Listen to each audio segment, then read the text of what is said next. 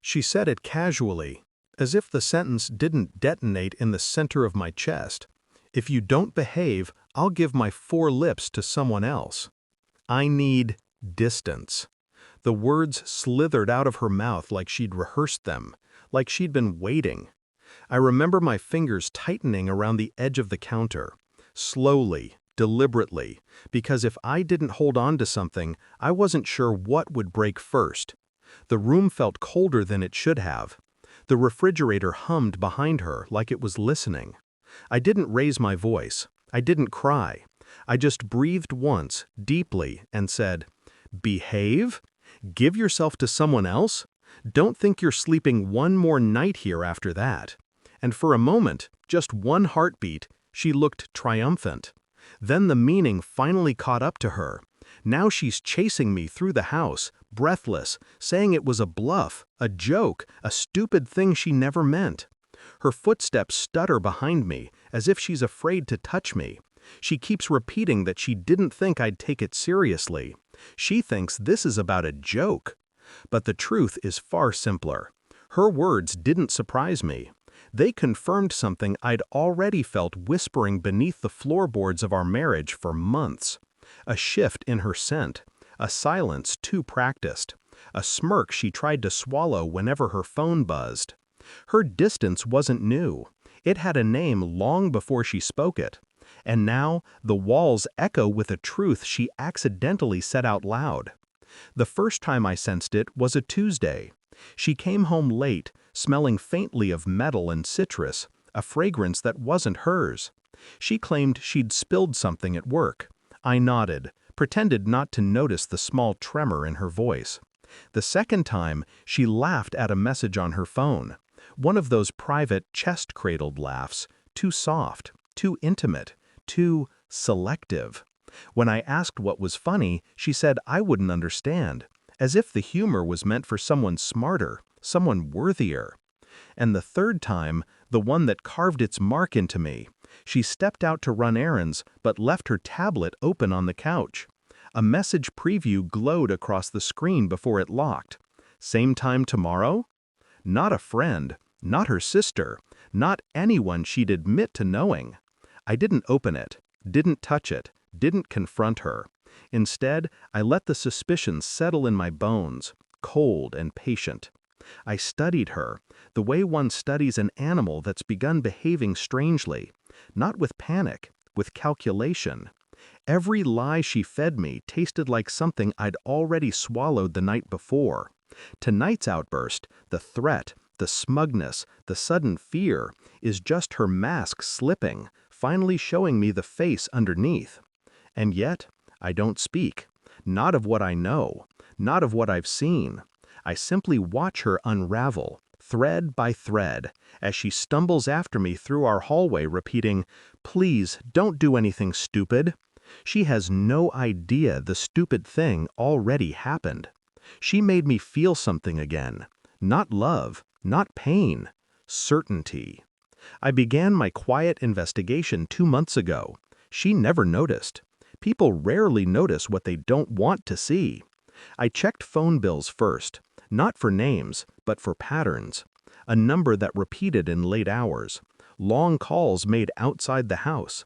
Voicemails deleted before I got home. Then came the receipts. 2 dinners billed to her card on the same night she'd claimed she ate with coworkers. The restaurant was intimate, too intimate for a group outing. I drove by one evening, watched couples sink into each other across candlelit tables. She'd never take me somewhere like that. I asked her once why. She said those places made her feel exposed. Funny how she wasn't afraid of exposure when it wasn't with me. Next came the careful moves. I synced her tablet to a cloud backup she never checks. Every photo, every message, every midnight screenshot she thought she'd erased surfaced. I didn't look at all of them, just enough. A name, a location, a timeline that lined up far too neatly with her shifts, her errands, her sudden need for space.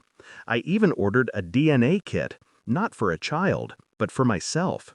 to prove something simple: how much she had changed me, how far I had drifted from the man she thought she could threaten into obedience.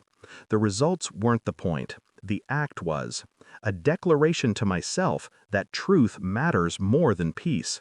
Tonight, when she said she'd give her 4 lips to someone else, I didn't feel the sharp stab of betrayal.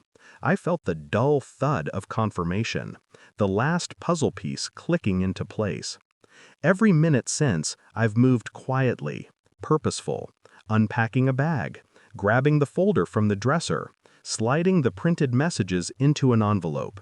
She follows behind me, voice cracking, hands trembling, eyes wide with a fear she hasn't earned but desperately deserves. "Please," she whispers, "don't leave. Don't do this. It was a joke, just a joke." But jokes don't break marriages, truth does. And the truth has been living in our house longer than she admits. I place the envelope on the dining table without a word. She freezes. Her breathing stutters. Her eyes flick between me and the thin, innocuous packet like it's ticking. What is that?" I sit, calm, controlled, everything you never said. She reaches for it with trembling fingers, opens it, and I watch her face drain of color as the screenshots spill into her hands. Messages she typed with the confidence of someone who believed her secrets would never see daylight. "I can't stop thinking about you. I love how alive you make me feel. Tomorrow, same place." Her breath hitches on the 3rd page. A photo she thought she'd deleted. She sets it down like it burns. "I can explain," she whispers. I shake my head once. Slow. Final. Her lips twitch, then quiver. The same lips she weaponized earlier tonight. The silence between us stretches until it feels like a third presence in the room. "I thought you didn't care anymore," she finally sobs. "I thought you were drifting away." I stare at her, unblinking. No anger, no tears, only the quiet, sharp clarity of truth. "You loved the idea of me not noticing," I say, "because it made your choices easier." The words hit her harder than shouting ever could.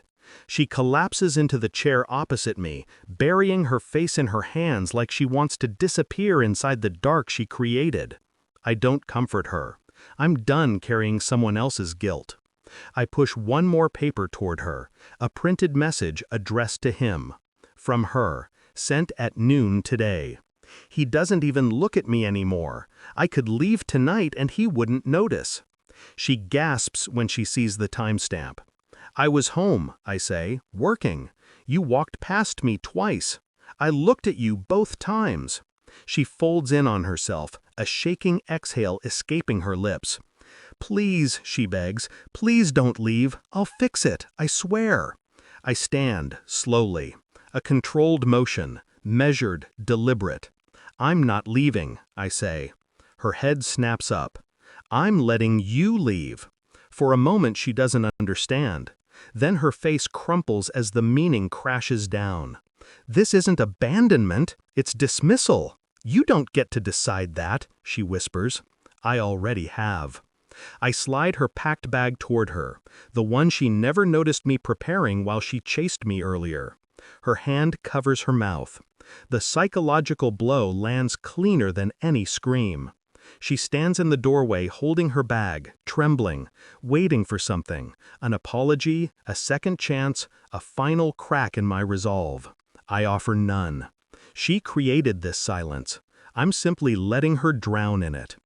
"Is this really it?" she whispers. I take a long breath, feeling the weight on my chest finally loosen. "This ended a long time ago," I say. "Tonight, you just said it out loud."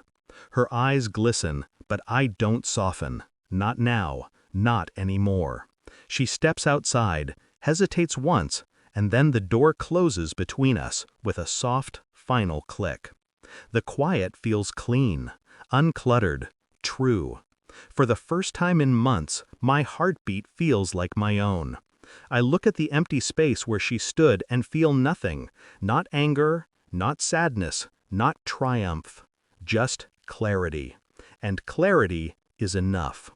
I turn off the lights, walk toward the bedroom, and let the last thought settle like dust across the floorboards. You don't lose someone who was never really yours.